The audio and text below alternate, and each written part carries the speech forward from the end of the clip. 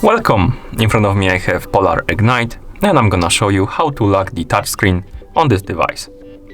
First, we need to wake up the screen on our watch, and you can do it by pressing the side button. Once you wake up the screen, you can swipe down from the top of the screen to open the shortcut menu, and here you can scroll left and right by swiping on the screen like this. Now, select the option, the icon called Screen Lock, and to lock this touchscreen, simply tap on it to enable it. Like this, it will say locked. You will see this icon right here on the screen, and this means that the screen is locked. This option is quite useful if you're maybe sleeping or trying to take a shower with your watch on. Basically, it will prevent missed touches on the screen.